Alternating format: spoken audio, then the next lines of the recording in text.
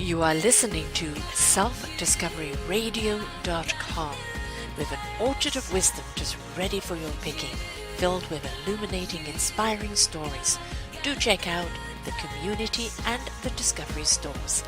We are here for you. Our next show is... Good morning, good afternoon, and good evening, everybody. Welcome back to another edition of Building Your Business. We have a business expert with us today, Sharon-Rose McNeil, but she's in a special kind of business. She's in the building industry business, and she's been there for quite a while, but she has had really interesting journey in getting there. Her forte is in sales, and she is easing her way off into becoming an independent and out there as an entrepreneur to help people build their businesses, build their own. Contractors are on their own. They go and work for other contractors. It's subcontracting. And how do they deliver what they've got to the customer? How are they going to be able to present themselves? Because it's all sales, isn't it? And it doesn't matter if they're really, really good carpenter, but if they can't articulate that or present a proper program, it's going to get missed. They'll go to someone else who's a little bit more together. So her forte is to help people in sales perfect it to such a way that they're always going to be able to close the deal. But she's had a very interesting journey getting to where she's gone. She sold vacuum cleaners from door to door and was very, very successful at that. And we don't think that that's around anymore. Maybe it isn't, but it was when she was doing it. And I have actually bought a vacuum from somebody who sold door to door. So yes, people do buy them. And why is she now branching out on her own? What is it that she wants to offer her clientele? And how do they benefit? So if you're a builder out there or somebody in this type of business, this is a show you need to listen to. Welcome to the show, Sharon-Rose. Hi, Sarah. Great to see you today. So we've had obviously a chance to talk and meet one another, and clearly the passion for what you do is very much there. You love to see people get ahead, have the right tools in their kit. It's not just about the hammer and nails, is it? It's having the right tools so they can get the job to do the hammer and the nails.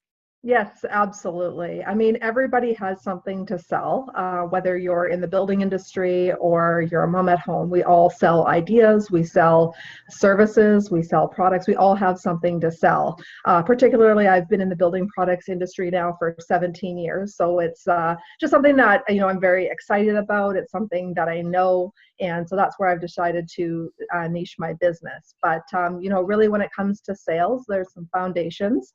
And we all have something to sell. We do.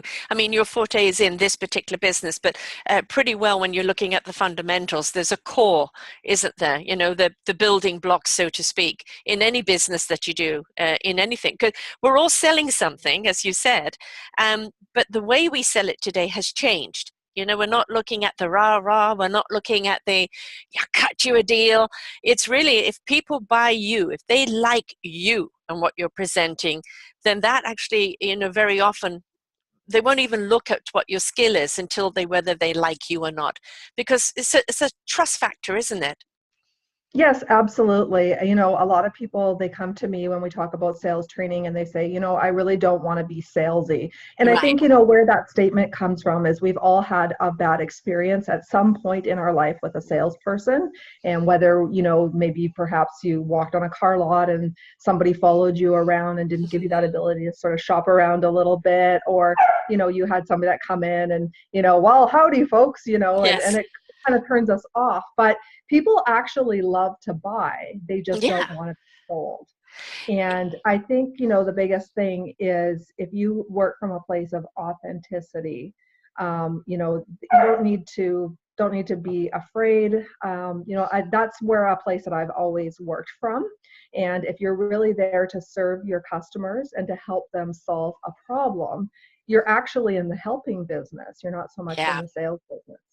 And of course, you have an assistant in the background there that we're hearing who's going, Yes, I agree. And that's what these shows are all about, folks. Very, very organic. I think one thing we're trying to say to people too is that it doesn't matter what business you're in, or how up you are, CEO, FEO, whatever it is. Fundamentally, we're all kind of people living a life. And, it's at the end of the day, you go home to the dog, to the husband, to the home, like everybody else. And I think this is what really people are wanting to see. They don't want to see this is your persona in work, although there is a professionalism you bring into it, but they don't want to see that there's a totally different identity there. You know, we want to know that who we're dealing with is who you really are. Yes, absolutely. Sorry, can you give me 1 second? I'm just going to let the dog out so he doesn't keep barking in the back. What, we don't value the opinions of the dog? Okay. Very, very often dogs in these shows really actually love to just lay at the feet and tap into the vibration, but this dog has probably seen another dog and wants to get into that action. Not really into the business talk today. He is a big cheerleader, but I let him outside so he can do some cheerleading outside. Elsewhere today. Yes, it's done his banner. So that, you know, going back to it is who you are is what is going to be the first thing that is sold. So we don't want to see the separation, do we? We want to know who you are is who you're going to be at home. Yes, absolutely. I mean, we're in the relationship business, and you know, I've watched a lot of salespeople over the years, and some, you know, have definitely put on a persona. But I always knew for myself that I had to come from an authentic place. Yeah. And you know, I've sold a lot of different things over the years, and you know, I tried a couple different things, and it wasn't maybe that they weren't a good product or a good fit for somebody else. They just didn't resonate like with my heart. Yeah. And so I couldn't sell them, and I just chose not to, because I was like, you know what, if it just doesn't resonate with my heart and my soul, and I can't come from a place of helping and serving others, then it's just not for me. And that's really always been my guiding rule for myself. And I think that's an excellent guiding rule, because just because you can sell doesn't mean you should sell, you know, because again, then it just becomes a spiel, doesn't it? Just words. But you know, when it comes from somebody that really does believe in the product, you know, believe in what you're doing. And we really want to know, would you use it? Do you use it? Do you believe in it? And that's what we want to know from the person, not just another sales pitch. Mm-hmm. Yeah, no, absolutely. You know, like I said, we're here to help and serve other people. And, you know, that's always where I stand from. You know, we're really in the relationship business. Mm-hmm. And, you know, we're here, you know, most customers come to a salesperson because they do want to buy, and they have a problem that needs to be solved. Mm-hmm. But they also want to buy from somebody that they can relate to, somebody that's honest, hardworking, and is going to have their best interest at mind, not just their own pocket, the salesperson's pocketbook. Yeah, if you're walking into a place and all you can see is the dollar signs in their eyes, you know, redivert, because all they're looking at is you know, their commission or the sales thing, and they're not really in there to kind of be of service to you. And the service industry, sales and service are the same thing. It's changed quite radically, hasn't it? It has. I mean, you know, back when I started, I was 18 years old, and I was selling vacuum cleaners door to door. And, you know, obviously there was some more high pressure tactics that were taught to us. Although, you know, when I would go into people's home, I would just make friends right away. And I made wonderful friends. And, you know, I remember I was pregnant and I was selling vacuum cleaners, and people were giving me baby stuff, and I would get hugs when I left. And so I actually really enjoyed selling vacuums, but things have changed a lot since then. But for me, like I said, it's always been about the customer and building that relationship. And I think that actual training was probably what set you in the right direction, because you're in people's homes, and you know, it isn't a store that they can walk out on, and it's a little hard to ask you to leave if they don't like you. So there is a trust factor on both sides that has to happen very quickly. You know, that warm rapport, and going to someone's home, it's something very intimate. So, you know, it sets a platform totally differently. So you've clearly carried that same approach into everything else that you've done. Like, it's relationship first. Oh, absolutely. And, you know, like I said, whether it was selling vacuum cleaners, that was my stance, or you know, whether it was working with a large business owner who, you know, maybe was going through a rough time. I mean, I can be honest and say, you know, I've even shared a few tears over the years with customers that, you know, have really opened their hearts to me. And so I love what I do, and I am proud to be a salesperson. And for me, it isn't, a title that, I think some people are like, oh, I don't want to be a salesperson. Yeah. But for me, I don't mind being a salesperson, but that's because, it's a way that I've supported myself, since I was 18 years old. But I've always done it from an authentic place. So for Yeah. me, and when I'm working with people, is sometimes we have to talk emotionally about what that means to be a salesperson, and Hmm. how do you feel about that on the inside. So sometimes, we even have to analyze that before we even start the foundations of selling, is just how they feel about it, and then what's going to be their stance and how they're going to move forward. And I think one of the huge skills that you need to have is actually learn to listen. Let the potential client talk, because now you're going to actually know what they need. And Hmm. so many people come from a thing of pitching, pitching, pitching. Well, you've just pitched me something that I have no use for. Had you had a conversation with me, you would actually then find out what it is I need and whether you can provide it. Right. I've actually written I use a curriculum when we're actually training people how to sell. And the second step is, we call it the understand step, which is where you really dig in and you learn all about your customer. You do some research before, just so that you have a little bit of understanding before you get in. But then, like you said, it's really learning to listen to your customer, find out what's important to them, and yeah, and there's different techniques for that as well. We talk about when we ask questions, how do we ask questions? Do we ask closed-ended questions that are only going to lead to a yes and no answer? Or, are the types of questions that we're going to answer something where somebody's not going to feel intimidated by us asking questions, but actually is going to open a really good dialogue as well. So that's, something that we work on in the program. I don't like those yes or no things, because nothing is ever completely yes or no, Right, because there's, what are the variables? What are you really asking me? And I feel that there's yes and no is like this closure wanting to come. right, And right, it's let's have an inquiry. right, Let's have a look at what are the possibilities. Where right, could this go? Then when you've gathered all that information and it's for you, now that yes and no, yes, I'm interested. Yes, I'm right. interested. But it's come from you as the client actually understanding that they can fulfill this need. Also, I think a really good salesman is actually being able to point out what you need before you even know you need it, in a Right. really good way, not a pushy, but a good way. Yeah.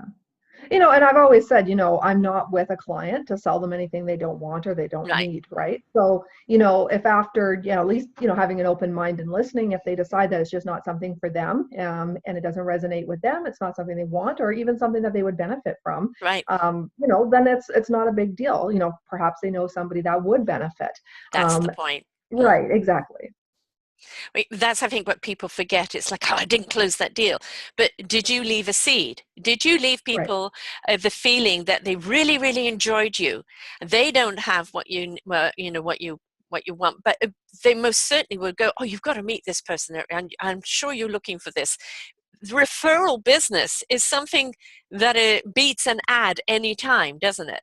Oh, absolutely. I mean, the best types of leads are Yeah. referrals, right? So, getting high quality referrals. If you had a great experience with a customer and they had a great experience with you, they're more than willing to share. I think referrals has even become more important, I think, than it even was 20 years ago. Hmm. Because nowadays we're also connected to the internet. So Yeah. people aren't just sharing their thoughts and feelings with you, but they're sharing it with their friends, and it's on their Facebook. So that relationship, that referral part of the business is even more important. Whereas I think, 25 years ago, it was, more of a slam dunk type of Yes. sale, whereas now it's the relationship. How can we exceed the customer's expectations? It is For so easy for somebody to um, be unhappy with you and blast it out on the social media, isn't it? Because right. we did a social media show this week, which is on air and channeling ascensions, and we have to be very, very mindful of what we put Mhm. on a social media. But that also comes into when we are promoting something. We don't want you to go, buy this, or I'm doing this or doing that. And I like the ones where they say, have a question, is Mhm. anybody in need of this? What would be the things you're needing? Open up the dialogue, invite Right. people in. And now you're actually being able to say, I have something for that. But we don't Right. want to see on social media this blah, blah, blah of your business, buy this and buy that. Bypass, because there is no interaction. Right. So we have to be very mindful. But that's also a part of sales, isn't it? You can't get away without having some social media interaction or a website. You've got to Right. have something online, otherwise you're going to get lost. Yeah, and I've talked to a lot of contractors over the years, and maybe they have a website or they don't really like social media or they're intimidated by it. And I say, and they'll say, well, I really like the good old days. And I'll say, well, I hate to say it, but those Mm, quote unquote good old days are kind of over, and things have changed. And as a business owner, we either move with the times, and be respectful of where the next generation is yeah, going and embrace it, or unfortunately you get left behind. So, whether we want to participate in social media or not, it's out there. And I think, you don't necessarily have to be the biggest social media expert, but you have to be aware of it and you have to be able to manage it, just in the unlikely event that you do have a customer that's not, completely satisfied and they want to share that. yeah, And it's like, how do you handle it? So, yes. it's something that it's not going away, and it's something that is important as well. How would you suggest people handle it? I think first off is that you have to be quick on the draw. So if Mm, somebody does make a negative comment, you have to be quick to respond, but you have to see it differently. You have to not see it as like a personal attack yeah, against you, and see it more actually as an opportunity, because it's your opportunity as a business owner to shine. Actually, it's how are you going to address the problem? How are you going to acknowledge the customer? And then how are you going to turn it around? So right. if you don't see it as a negative, but as an opportunity, and you frame it differently, then I don't think it becomes such an issue at all. It also becomes a promotion in itself of the way you've handled it. Well, I really like the way they handled that. I Right. want to know more about them. If you come back with the knee jerk, guns firing, oh, that person's got a temper. I'm certainly not going to, go with them. So, Right. it's owning it, isn't it? So sorry Yeah. you were dissatisfied. What Yeah. can we do to make it right? Um, and and at the same time, it's also standing your ground. So it's knowing you know, we stand by what we do. If you weren't satisfied, let's do whatever we need to do until you are. And that Right. really then, it really has a wonderful reflection on you, Right. and on your work. And then people really want to know more about you, because we're looking for that, aren't we? We're looking at how are you going to react to this? And we Right. don't want the trigger happy people. We're in a very volatile world nowadays. And we Hmm. really do, we've got enough going on our own plate. So when you're hiring a contract to do some renovations, or extension, or fixing something, you want to know they're not shysters, number one, Hmm. right? That Absolutely. they can really deliver, they're Mhm. really listening, and they really, will do the job for the price they say they're going to do it. And oh no, no, now this needs fixing, now that needs fixing, and the price is going to go up and up and up. And so that honorability is something that Mhm. we're looking for. And you're only as good as your name. And Right. if you start getting a bad name because you're not standing in that honorability, you're not going to be in business for a long time. No, I mean, absolutely. I mean, it's, the laws of karma, right? You Hmm. get back what you put out there, and I do believe that. And sometimes when it comes to home renovations, there is a little bit more that can be involved with a project. But I think it's getting a really good understanding when you first, are going out there, you're doing that first estimation and being really thorough. Yeah, And whether that's, working with a proper estimate sheet, and really being able to estimate the project, and not necessarily worrying about coming in as the cheapest contractor. right. Because what I have found over the years is that people don't necessarily want to actually deal with the cheapest person. A lot of people are like, well, I want, they're very price driven. Right. But when it comes to homeowners, price is not the only deciding factor. So does the contractor have the ability to really look at the project, to understand as well for the customer what is the desired outcome? And there's going to be times that maybe he isn't going to come out on top, but like you said, how did you handle it? Yeah. And then learning from that, and then making sure the next time you go out and you give an estimate that it's definitely one that you can hold to. Right. I guess the way I look at it is always, can I under promise and over deliver? Right? Mm. That's key. So yeah, I mean, for sure. And I think at any time you're doing any form of renovation or anything, there's always a percentage that you have to allow for unknowns. Walls come down and suddenly there are surprises. Right. And it's there were those building shows. What is it? Yeah, like the you know. home renovations, Yeah, right? the They home take, renovation shows, and then you'd have the wife on the attack. I want to sell. It was this list it or sell it, or right, right. stay, whatever. Love it or list it. Yeah. Right, that's it. There you go. And you would always have one of the spouses, oh, they can't deliver. This is ridiculous. What kind of person are they? The angst. And it's like, well, you have an old home that you're trying to Mhm. renovate either to stay or to sell. And if you don't expect these things to come across, then who's the short-sighted one? Right. We've got to bear in mind, that especially because I've renovated a few houses, there were always surprises and they were Right. always costly. So I think a good contractor will always say, this is the amount for the unknown, Mhm. because that's being honest. Yeah, and another way is too is like I've had, where sometimes that is an unknown is being able to communicate that upfront with the homeowner Mm, and saying, this is what we can do and this is how much it's going to cost. But sometimes when we get in this type of project, due to the age of the home, due to, X, Y, and Z factors, there can be an unknown. If we happen to get into that scenario where there is an unknown, I'm going to communicate that to you right away. right. And, and then they show the homeowner and not so they just try to sweep it under the rug, right? So Right. this is where we're at with the project. This is what's come up, and this is the proper way to fix it, and we are going to need X. But I think it's setting that expectation right at the beginning and Yes. keeping it like totally transparent. So I Mm, think that's what's really important again, which is coming back to that good communication. yeah.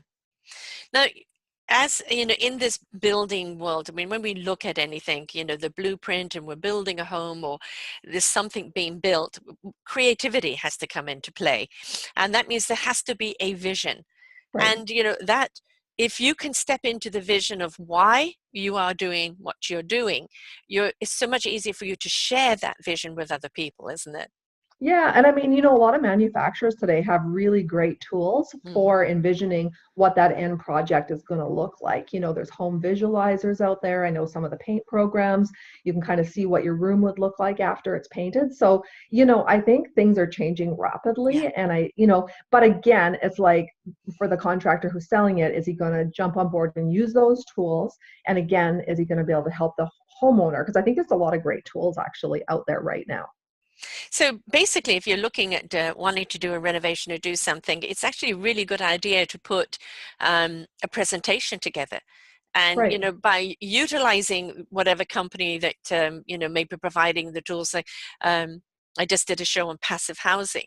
And so right, there was a video showing exactly why the benefits of it, and then also the pictures of what it could look like, right. and and all of that. And then, don't expect everybody to see it from your point of view. You can see it, but Mhm. if you're not painting the picture, they're not getting what you're seeing. So Right, use all these other tools and putting something together, and then there's a lot of aha moments. Oh, I didn't know that. I can see it now. So, right. don't be impatient. Be Mhm. patient enough to put a package together that your clientele can see. Right, exactly. And a lot of people, a lot of contractors I've dealt with over the years are like, oh, I just shoot a price over the telephone. Well, Right. if you do that, you're probably you might get the sale, but it's only going to be based on price, not that relationship, which is Yes. then, what are the quality of the referrals? But again, if you, like you said, put together a proper estimate, a proper package, perhaps whatever the materials that they're, whether it's hardwood flooring, windows, are they checking out the manufacturer's website? What kind of brochures are you providing? What kind of insight about the project? So there's just a ton of room Right. for you to really be the expert as well Yeah. in understanding what the project is all about. Yeah, it's not you yourself having to create all of these videos or anything else. It's already done for you. As you said, all these Right, manufacturers have the materials, they've already got something. What you're doing is just putting it together in a package and right, saying, this kind of flooring is this kind of flooring is that. There's the little video and the stats on it, and letting the people choose for themselves. right, And also there's a way of them not coming back on you afterwards. Oh, I didn't, right. you just sold me that. No, we gave you a choice, the educated choice of what was presented. So that way it's also a lot of protection in that too. Yeah, and I think consumers today are really, they're actually usually a lot of times they're very educated. A lot Yeah. of times they've actually done the research before they even call the contractor, and they already have a pretty good idea in mind of what they want. Hmm. And sometimes, in some cases, we find that the homeowner ends up knowing even more about the materials that are going to be used than the contractor himself, because things change very quickly. Yes. So, what's really important though is like, hey, like you said, it's like the important stuff, like showing up on time, being integrous with your word, and also like the fine details, like when you come in, do you put on little booties, to obviously not get dirt on their floor, and Right. what is your attention to removing the garbage after, or what Right. is your attention to the final cleanup. So again, there's really a lot that can go into sales without even selling a product. Yes, exactly. And I think if you are going to be that independent contractor, whether you are just an independent working one-on-one with the clientele, whether you're a subcontractor working with the big contractors, they really do want to know that you are going to clean things up, do it right to the end, be reliable, turn up on time, because time is money in this business, isn't it? Yeah, oh, absolutely. And A nobody lot wants of the cost of having to get rid of something at the end, the debris. Yeah, no, exactly. And I mean, from a homeowner's perspective, that's what you're looking for, is just Mhm. someone that's going to come in and do a great job. And, you're going to kind of at the end of the project, you're going to get that wow factor, Yeah. right? Which is really the win, right? They're wowed, they're happy, and they're going to give you referrals. Oh, yeah. Versus, being a little upset that, it looked great, but there's fingerprints all over the place. Right. It's really all in the details, I Yeah. find. So do you think that there is a totally different sales approach for somebody who's going straight to the homeowner, or a subcontractor that is actually approaching a contractor that's got a big job and they're going to subcontract that? Is there a different approach? Well, I think when it comes to sales, sales is sales, and there Mhm. is some foundations. And then it's like you have to understand certain principles of sales, and then you can sort of tweak it for whatever it is that you're doing. Whether you're a subcontractor going after the big block stores, to do some work for them, or whether you're selling to the homeowner, or whether you're working for a general contractor. I think it's you do have to understand who you're working for, and they will be slightly different. But when it comes to sales, really, I mean, there is like some foundations that there's a process to it, and there's some definite things that it doesn't matter if you're selling real estate, or you're selling cars, or you're selling hardwood flooring. There is definitely some principles that are the same across the board. Yeah, it's not, back in then, my mum was absolutely brilliant at finding a handyman that could come Right. in and do a job, and always somebody that was great. I didn't seem to have that luck. I ended up with the Mickey Mouse person that, put everything skew.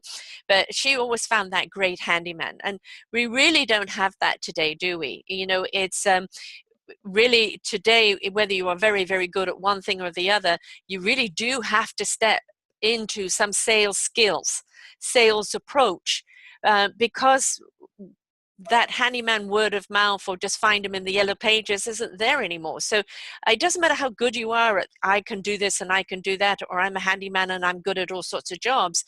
You still got to put that package together. You still got to know those sales skills, Yeah, because oh, that's what absolutely. sets you apart.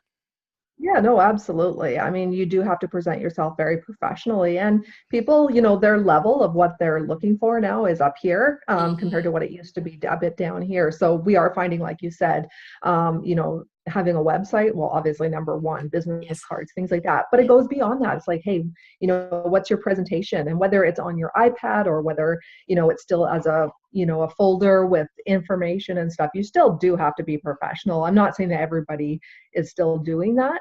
But if you're not, I think they're a little bit behind the eight ball, because Yeah. I think it's really important.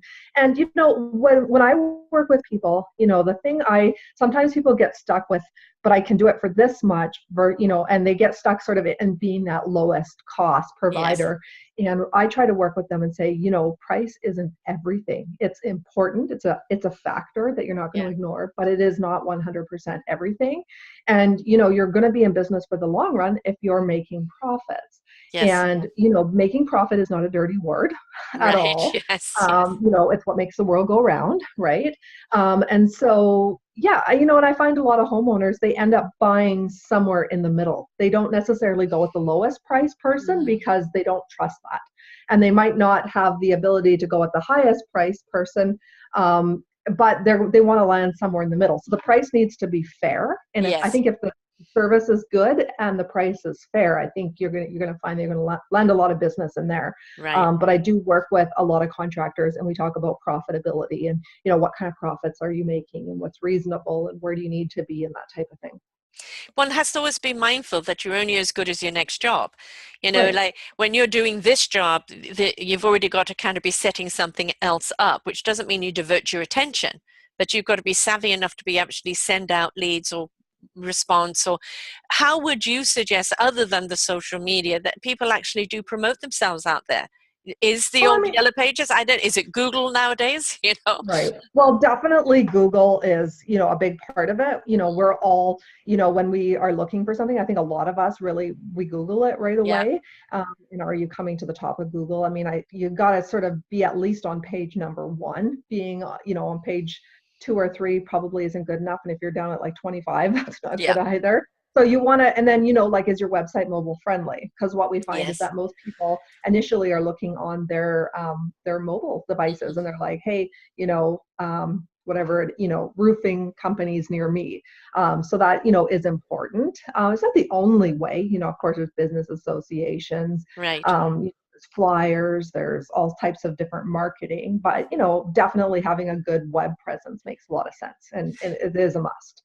Yeah, I mean, in the interviewing I'm doing, when people say, well, I've just got Facebook. And I say, well, you know, that's great if it's in the moment stuff. But if people want to refer back to something, you know, those things are scroll down, you know, they're lost, you know, past a day or two. So I mean, it's very, very important that you have web presence. And of course, you've got simple things like Wix today, which is very easy to put in.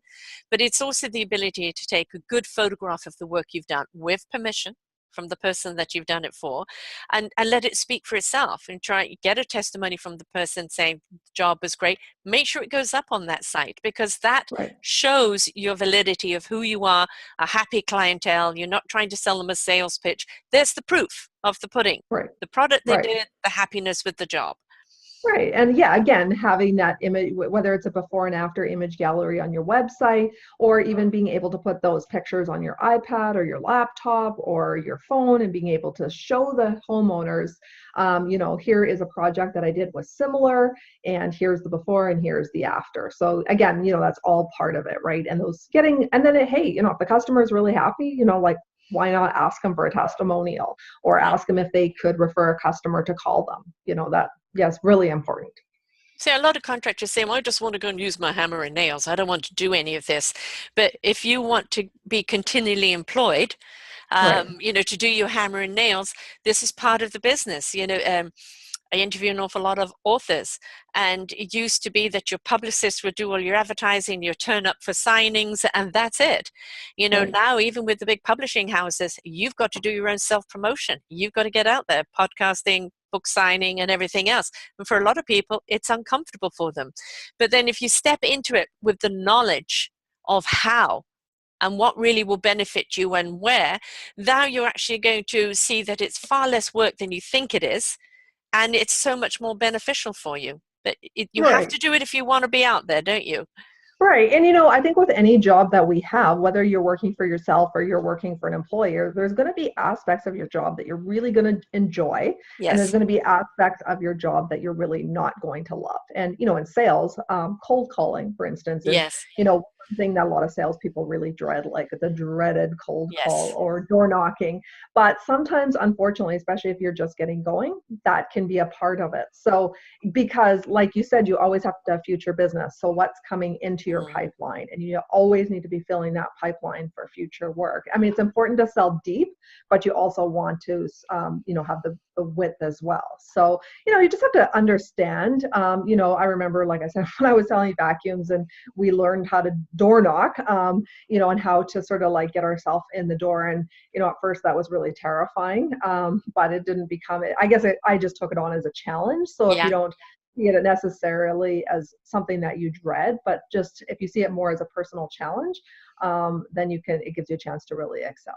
Right. I mean, it's the simple thing, isn't it? You've gone into a neighborhood, have a flyer that you can put on the neighborhood doors with, we are doing work at such and such. Should you be interested? I'm happy to give you a quote while we're in the neighborhood, because then people go, oh yeah, I've got something they needs to be doing. Or they ask, the neighbor, how are they doing? So right there could be future work for you, right? It just takes a few minutes to go around and reach out.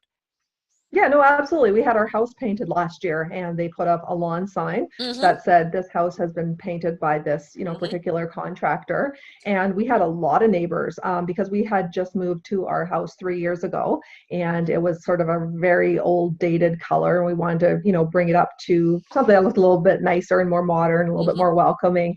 And a lot of neighbors right away, obviously, painting a whole house created a bit of a stir. But a lot of Yes. people said, "Hey, I'm looking just to repaint, the bottom half of my house, or, just the trim around the Right. house." And, and of course they're going to ask, how was your experience with this Yes. contractor? And, would you refer him? And I think they did a really good job. And I think they picked up 3 other jobs just on our block alone. So Right. those are so important. And yeah, in sales training, we do talk a bit about marketing as well, which is, like you said, those things, those flyers and, Mhm. thank you cards and things like that. Yeah, But that yeah, goes a long way. Thank you cards. Something that the word even thank you nowadays is not as prevalent as it should be. But it all goes back to that one word, relationship, doesn't it? yeah, absolutely. I mean, like I said, that's the foundation for everything. I'm in the relationship business, I'm in the helping business, and I'm in the serving business. And when you think about it that way, being a salesperson is actually an honor.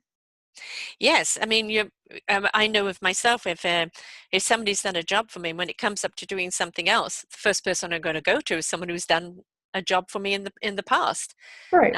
because that trust factor is there. You know that they delivered. Mhm. And so why reinvent the wheel? So you're developing a relationship. It's not just for that job. Goodbye, thank you. It comes to Christmas cards out to the clients that you've worked with, right? I mean, I don't think people really understand of how such something so little can mean something so big. Right, exactly. It's just, sometimes when we first meet with a customer, it's just acknowledging their time, taking Yeah. that moment to thank them. We're all busy. We all have a million things on the go. And it's just like, hey, thank you for meeting with me today. I appreciate your time. That goes a long ways. Again, just as thanking them for the opportunity to serve them, or thanking them for the business.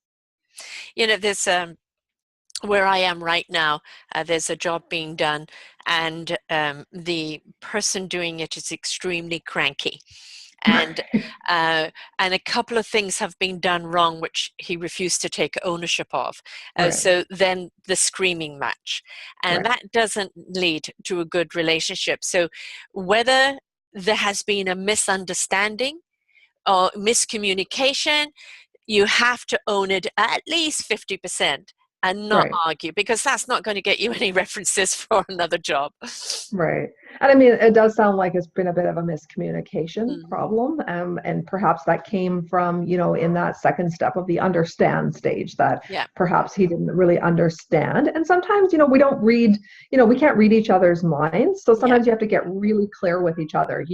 When I'm working with selling sales training and I'm, talking to a business owner, I might ask them, how would you define this to be a successful program? And maybe it's dollars, maybe it's profit margins, but maybe the definition of success isn't even measured that way. Perhaps it's like, they're having their employees build confidence, or Yeah. perhaps it's in low employee turnover. So I think you have to get really clear with your end customer on what's going to make them happy and how are they going to define that. So again, like you said earlier, Sarah, it's coming back to that listening. Yes. And you hit on a huge point there, is that the boss that looks after his team, with listening, with making them feel they're a part of the company, not just an employee. It builds loyalty, and it just shows you respect my work here in this company. Why would I want to go be looking anywhere else? So you're actually creating a family, and then everybody's out to help one another, isn't it? It becomes really a supportive system right there and then. And I know that there's some organizations that there's so many people that it's hard for them to do it.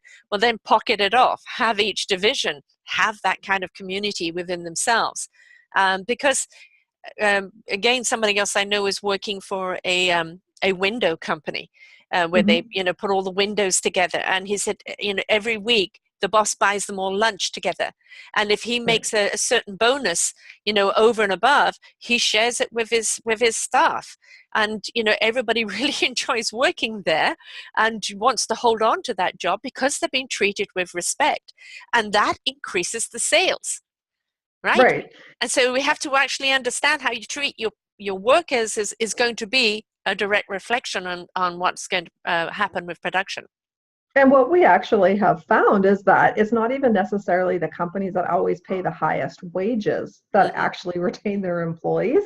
Because what we're finding with, especially the younger generation, is that the wage isn't the whole deciding factor. Yes. That they want to know what is the work environment, what's the flexibility, benefits come in there, but what is the social aspect of the work, and how am I going to feel about working? I think we're seeing, years ago everything was very top heavy and a lot of structure, and was the VP, all the VPs, and I think there's still structure obviously in business, but I think we're seeing some of that being redefined, and we're seeing more small teams. And yes, you might have a big company, but how is the team being worked together, and how are we liaisoning with other teams? So I think the dynamics at work is really changing as well.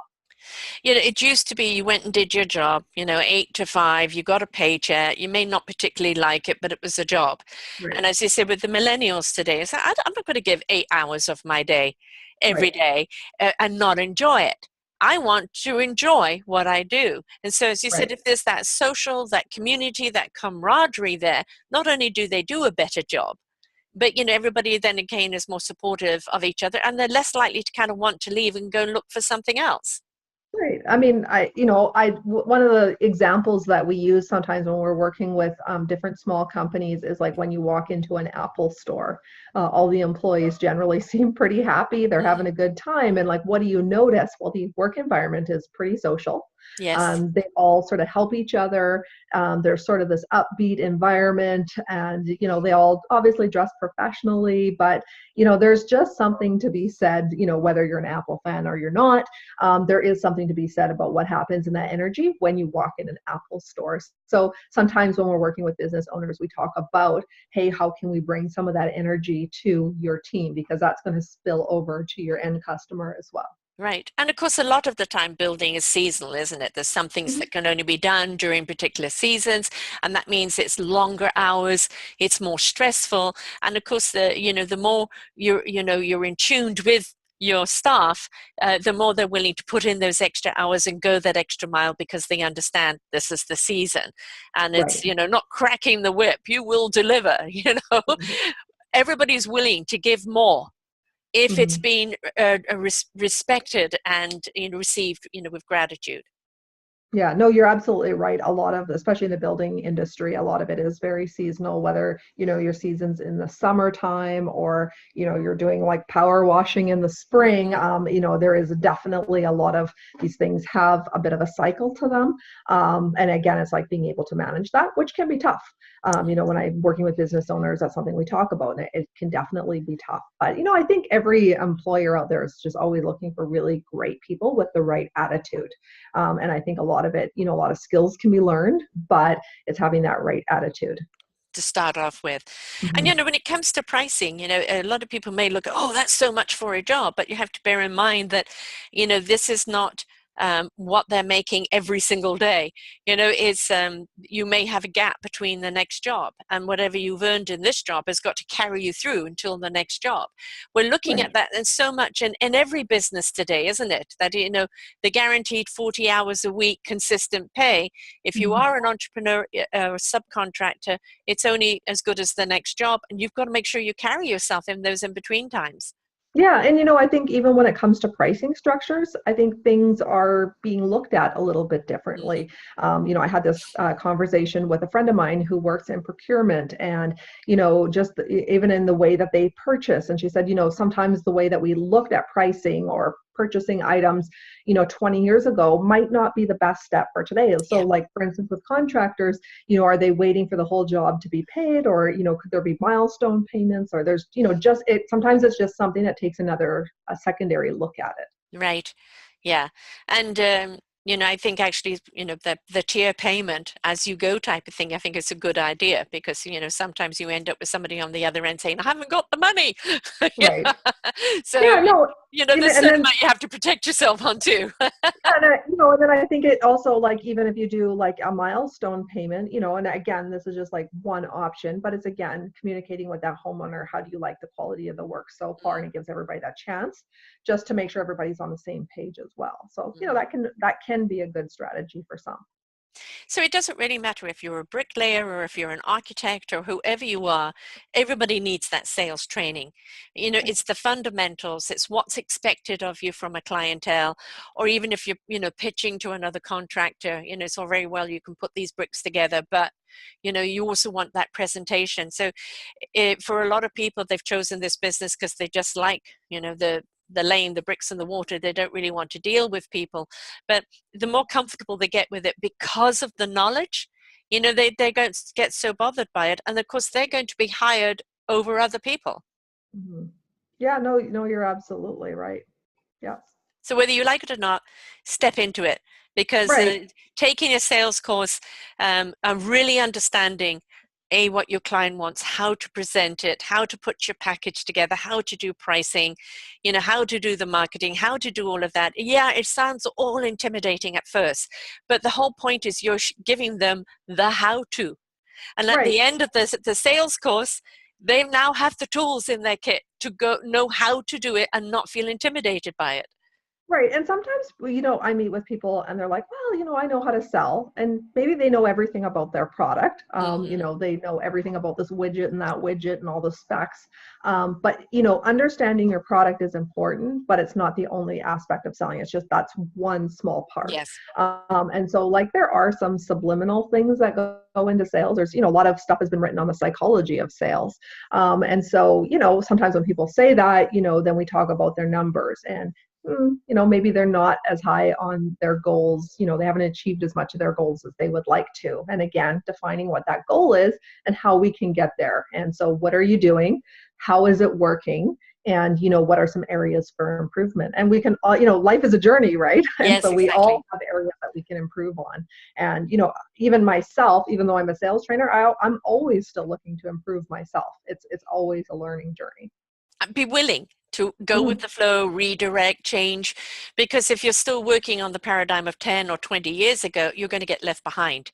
You Yeah. know, again, especially, I think this is something that's really important in whatever trade you're in, is to make sure that you take those courses, which are generally, I think, free if they're from manufacturers, of actually understanding new products and new systems, etc. Because if not, somebody else is going to come up with something that's more efficient, with a quicker or an easy way of doing it, and you're going to be left behind. Yeah, I mean, it's definitely, it's not a surprise that companies that invest in training generally make more sales and more profits. Yeah. And manufacturers, you're right, they do offer training, and I've done a lot of that types of training myself. Of course, as a business owner, you do have to understand that the manufacturer is there to sell their products. So the nice thing about independent sales training is that it's very non-biased. So it's not for any particular manufacturer. It's just like about equipping your sales team with the tools and skills that they need to be effective in sales.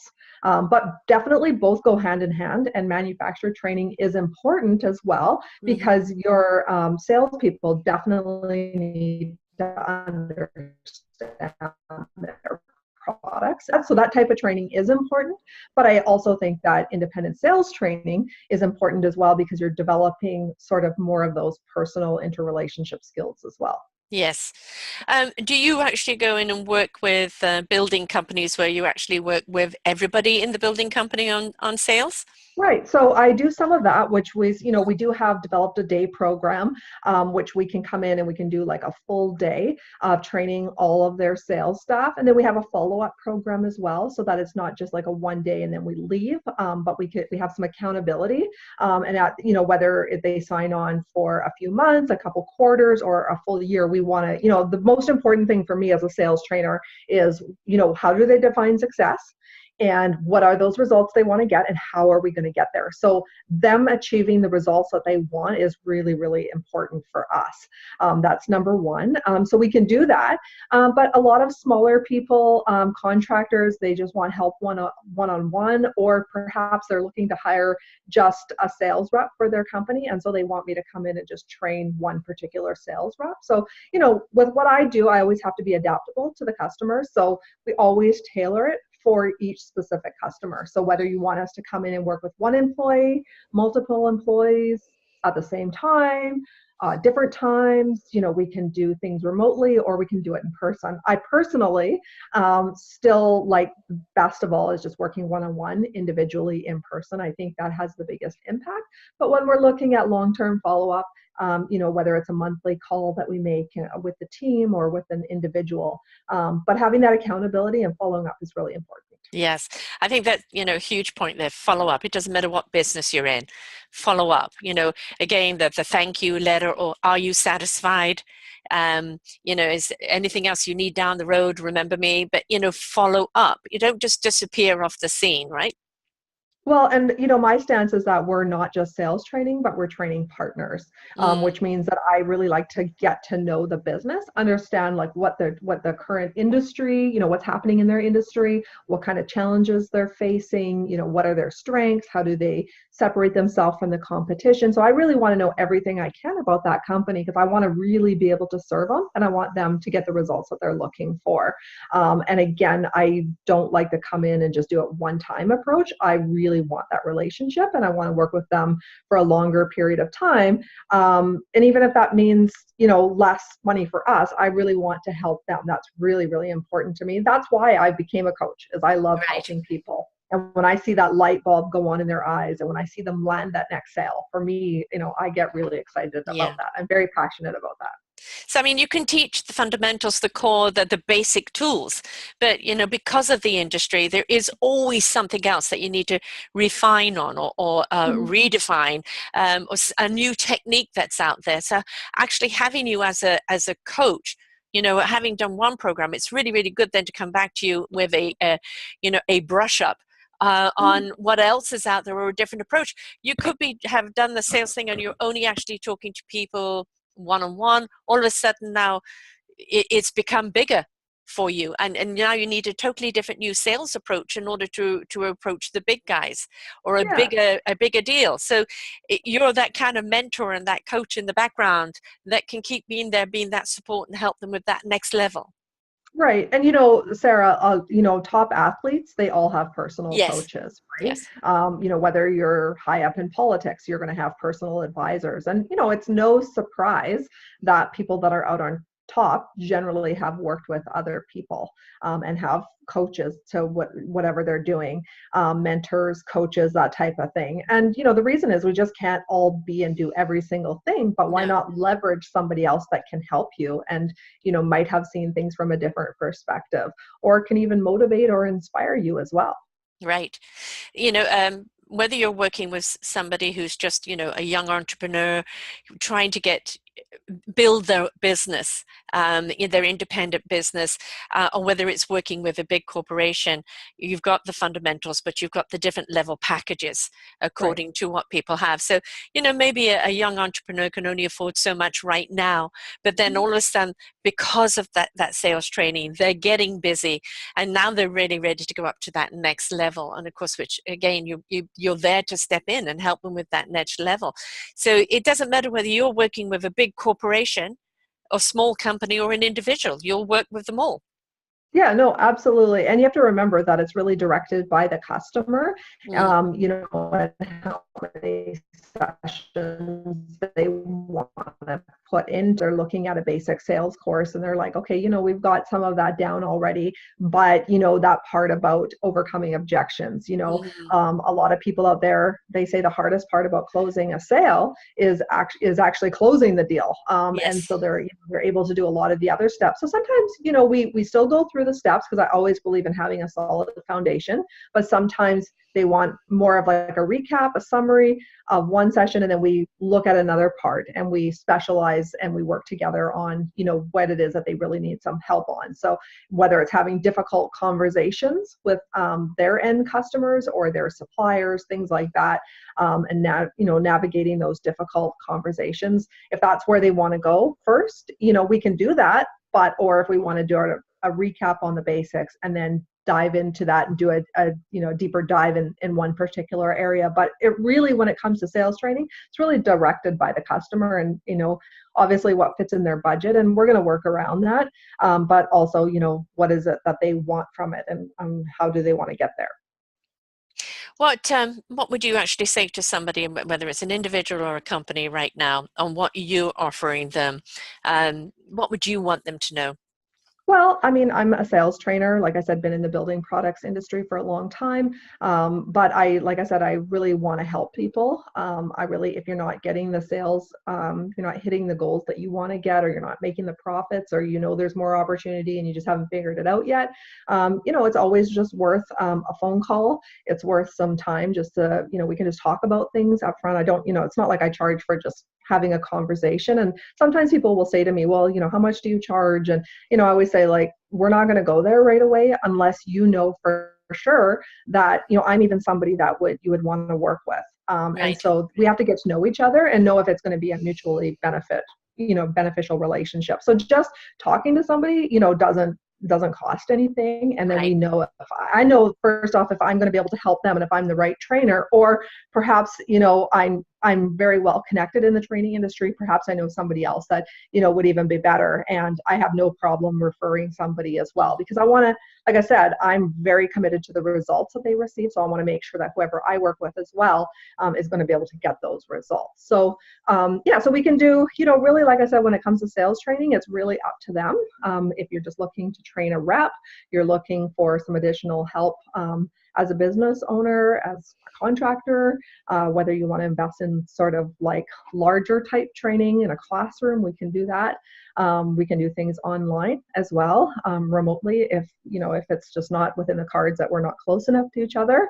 But really, like I said, I'm going to tailor it for what their needs are. Yeah, you hit on a very, very big point.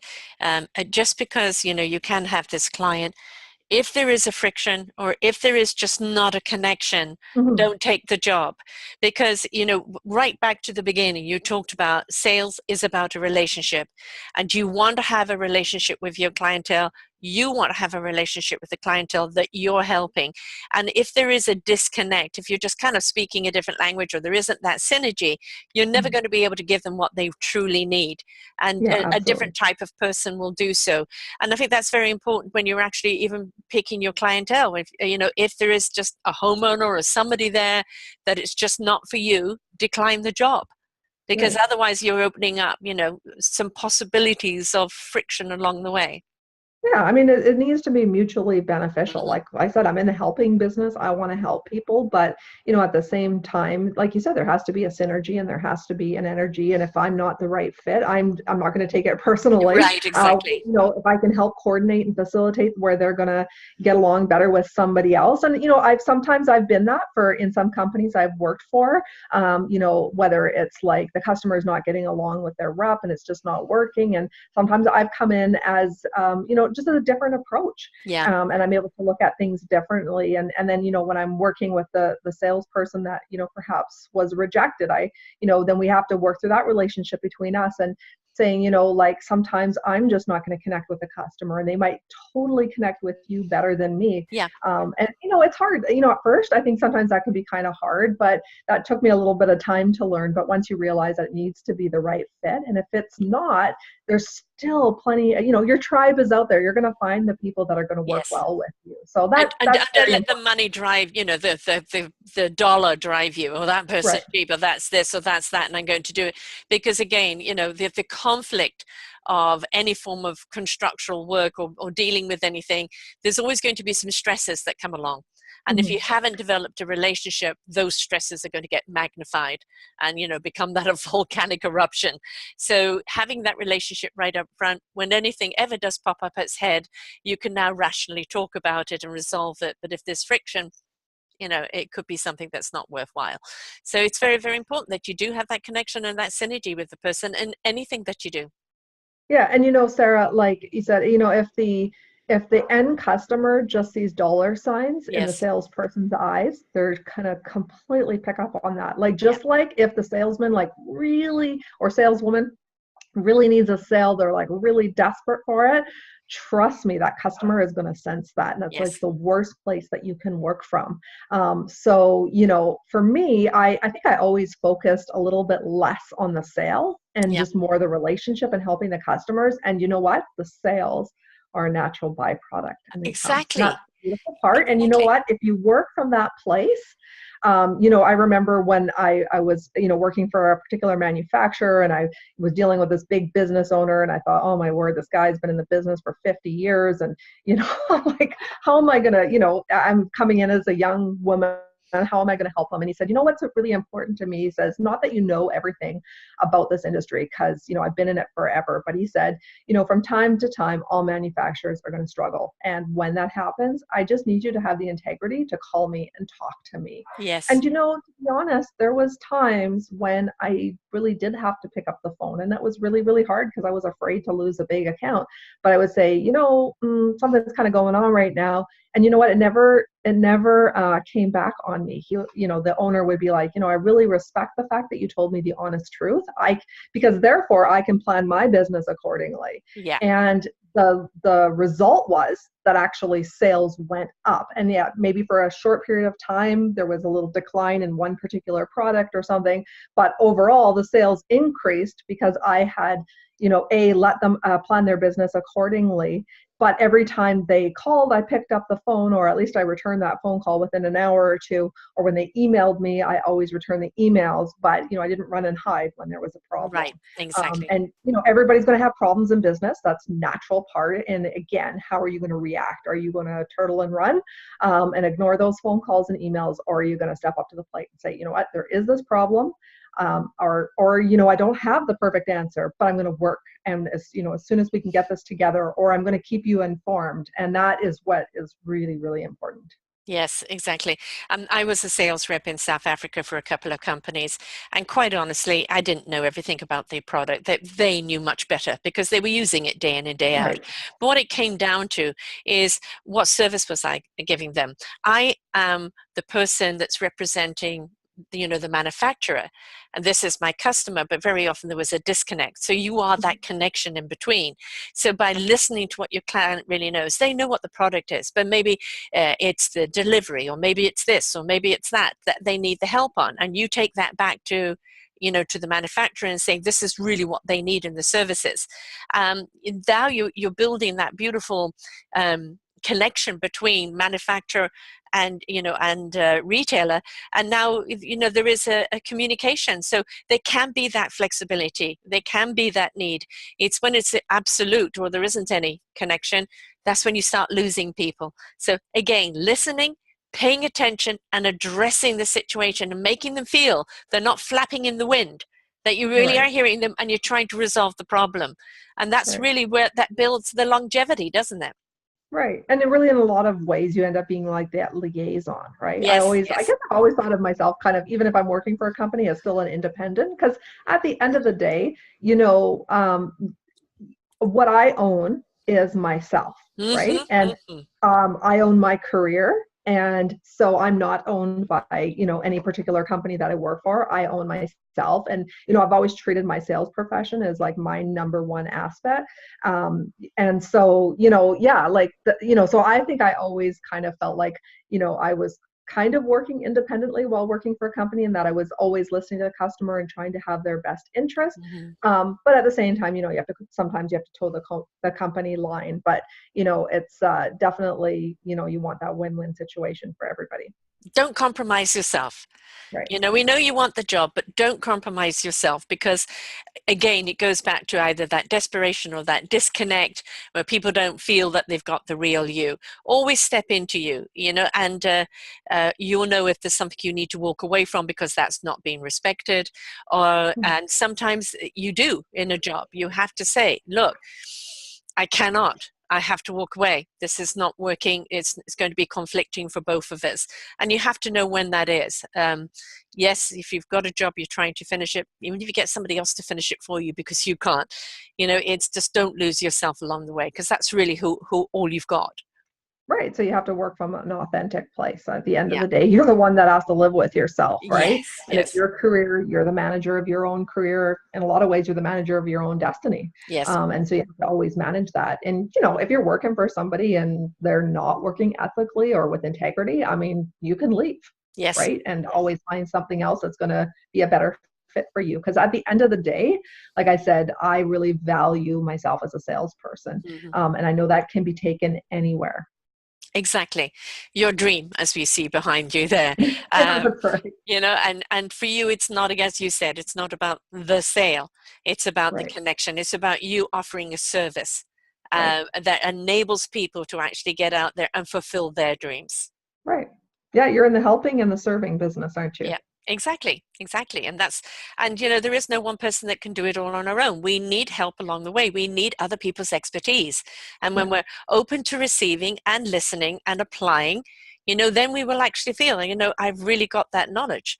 But there are sometimes you've got to reach out to someone and say, beyond me, help, Mhm. right? And be willing to learn and to listen, because we are not everything in this one package. We're Right. not meant to be. We've all got a gift. We've all got a forte. And we need to learn from the people who've been given that gift, such as you. Right. So Thank having you. said that, will you tell people how they can be a part of your program, what you're offering, how they get hold of you, etc.? Oh, sure. Yeah. So I do have a website, which is www.honorsales.com. Or you could shoot me through an email at srmcneil@honorsales.com. And I'm sure that you'll be putting that up on your website as Yes, most well. certainly. And I will provide my phone number as well. So I'm definitely going to be very reachable, but all my contact information is on the website. Again, just www.honorsales.com. And just on another thing is that you're a give back person too, and you have this wonderful releasing children from poverty compassion That's right. program. So will you tell people a little bit about that so we can drive them to seeing that? Okay, sure, absolutely. I'm very passionate about compassion. So a few years ago, I traveled to India, and I had a sponsored girl named Nishat through the Compassion program. And I had decided, it had been a lifelong dream really to go to India. And I had decided to volunteer with the Missionaries of Charity, so at the Mother House at Shishu Bhavan, which is an orphanage. But while I was doing that, I had the chance to travel out and meet my sponsored child, Nishat, which was just an absolute moving event. Just something that really changed my life. In fact, that whole trip to India was a lifelong dream, and I just decided that I wasn't going to let life pass me by. Mhm. So I booked a flight, figured out how I would be a volunteer, and I flew there. It was my first trip to Asia, and I went alone. So, it was really hard, but it was also very rewarding. While I was in India, I was very a little bit overcome with the poverty that I saw. Yes. I went right into the slums. And so I saw a lot. And, for a while, it kind of threw me into like a little bit of a funk, because I just felt like, wow, like, we're so blessed. We have Mm. so many opportunities where we live. And it's just because of where I was born. And so, I think I felt a little bit powerless. And then I realized, after a while, that I had to take back that power. And what could I do? And I realized, I'm not going to change and end, world poverty myself. If I stood out on the street and gave away all my money, it would hardly make a difference. But I could do my one small part.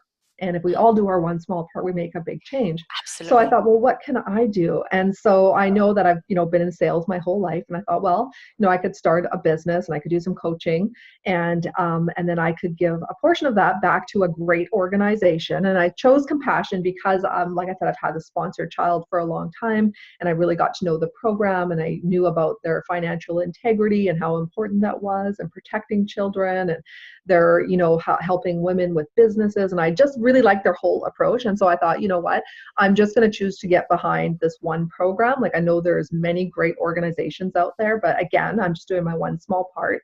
So I've worked with Compassion, and a part of all the proceeds that we make is given back to Compassion. We're working on a particular project this year, which is building a learning center in one of their Compassion, and in one of their Compassion centers. So, having textbooks and books and things like this. So I really believe in Compassion. And again, it's just me doing my one small part. And so that, is at the core of one of the largest reasons why I started Honor Sales.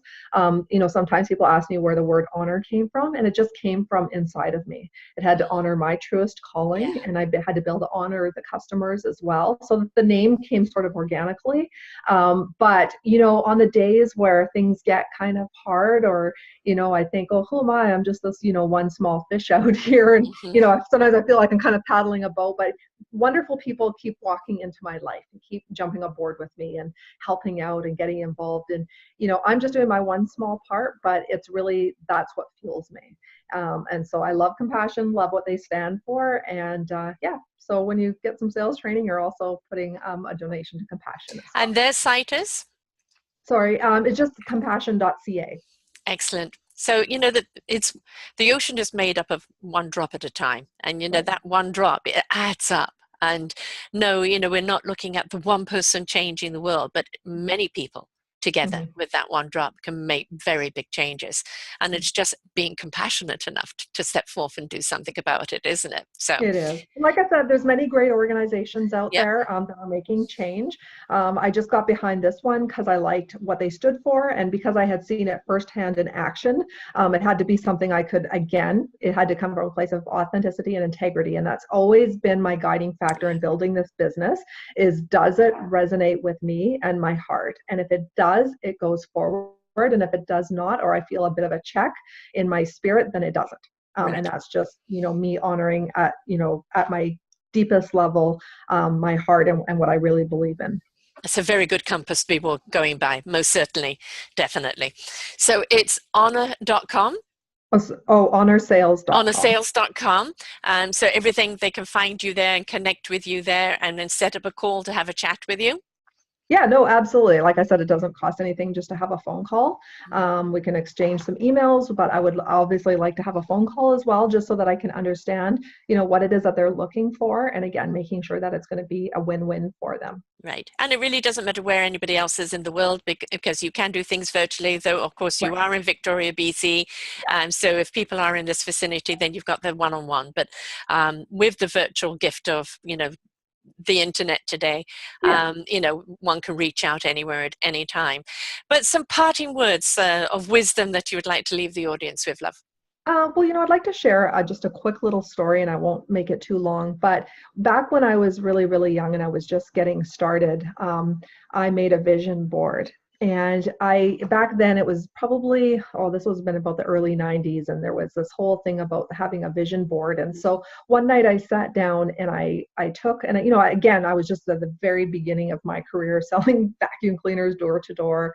And I sat there one evening and I clipped out all of these things from old magazines that I wanted to achieve.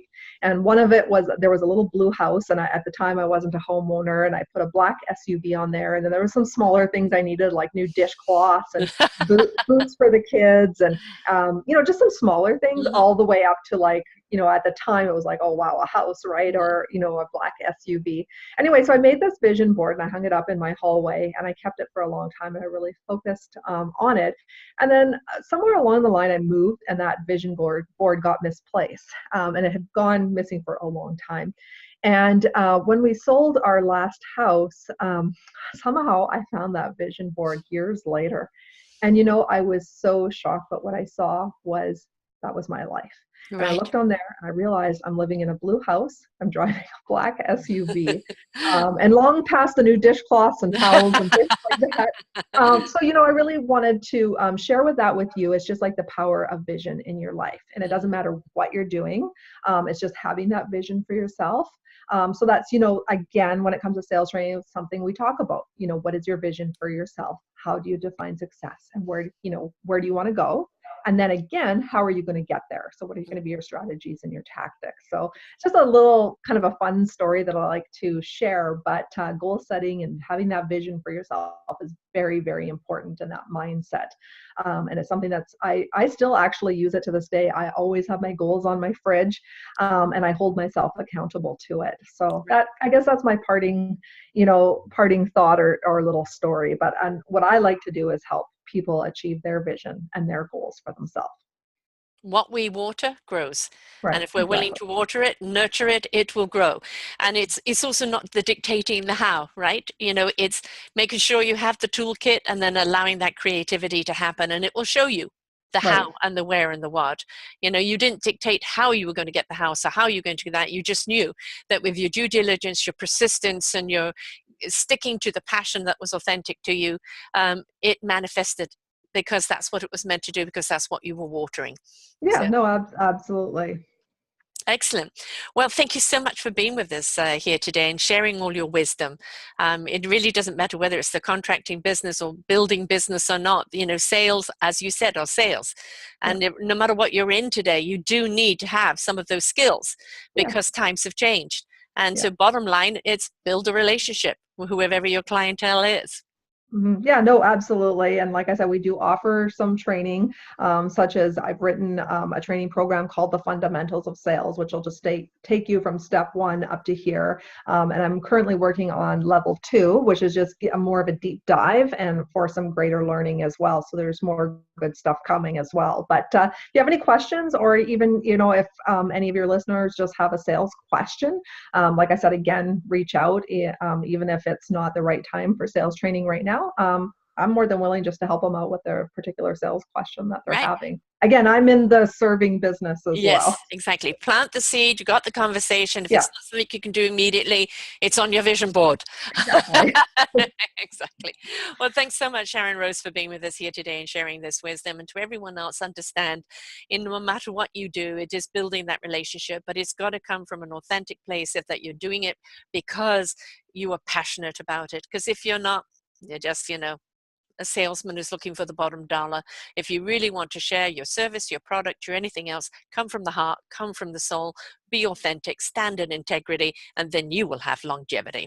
So until next time, folks, bye for now.